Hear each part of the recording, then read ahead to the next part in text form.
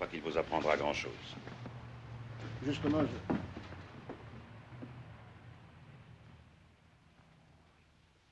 Jean Manouche. Jacques Ribaldi dit Jacques le notaire, en souvenir des études de droit très réelles qu'il avait faites. Il est vraiment criblé. Il n'a pas eu le temps de s'en servir. Il devait être nombreux. Vous étiez peut-être mieux placé que lui. Toujours à plaisanter, commissaire. Vous savez bien que je ne tire plus. Et que ceux qui vous en voulaient sont morts. Comment vous osez dire ça? Surtout ne tombe pas dans les pommes. Et puis d'ailleurs, du moment que Manouche n'a rien, le reste, tu t'en fous. Pas vrai? Approchez-vous, vous autres.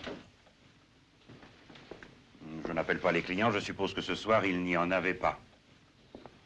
Messieurs, les reliefs des repas par petites tables que vous apercevez d'ici ne sont pas des signes de précipitation. Certains s'en allèrent au hors d'œuvre, d'autres juste avant les entremets. Rien dans tout cela que de très normal. Disons que la reine d'Angleterre faisait du stop avenue Kléber, ça valait le déplacement. Pour le reste, messieurs, voici Alban.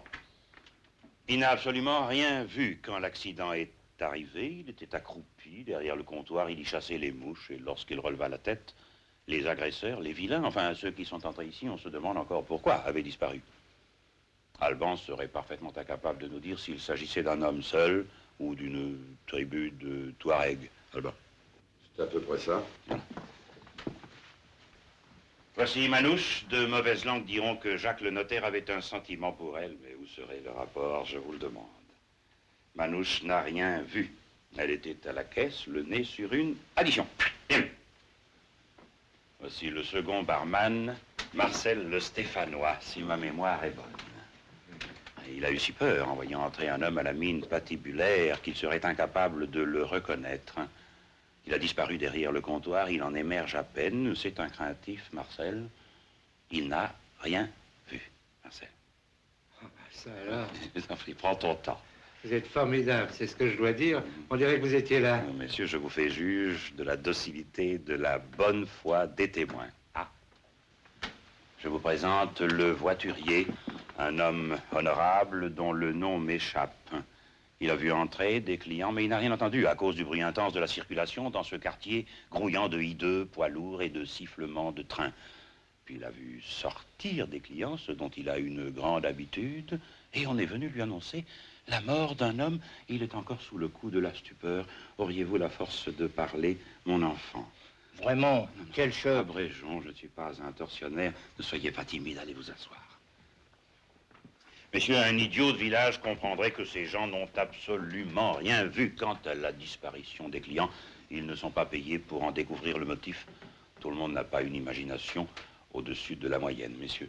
J'en ai terminé. Pas la peine. Je me trompe, Alban? Les mercenaires de cuisine ont dû réintégrer leur domicile. Et c'était beaucoup de monde pour rien, commissaire. Je me demande ce que nous sommes venus faire dans cette pouponnière. Auriez-vous la bonté de me rendre le même service qu'il y a 2 ans? Voilà, c'est à jour. Merci. C'est le relevé du personnel et les adresses. Le juge en fera des choux maigres. Prévenez le service qu'on amène le corps. C'est curieux. On dirait que, en sortant, ils ont tiré vers la rue.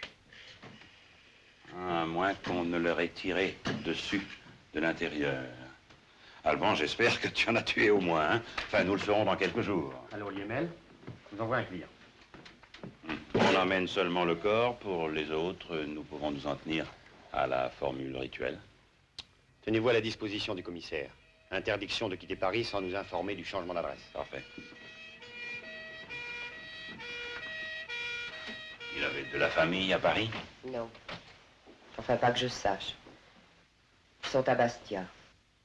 Il a encore sa mère et ses 2 frères plus jeunes. Me voilà seul, Manouche. Dommage que la place soit si chère.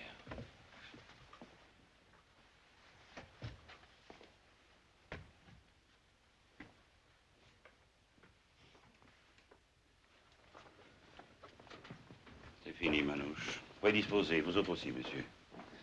On aborde un sacré tournant. Il arrive quelqu'un de nouveau et tout change. Ça, Alban? Tiens, tu lui feras la lecture ce soir.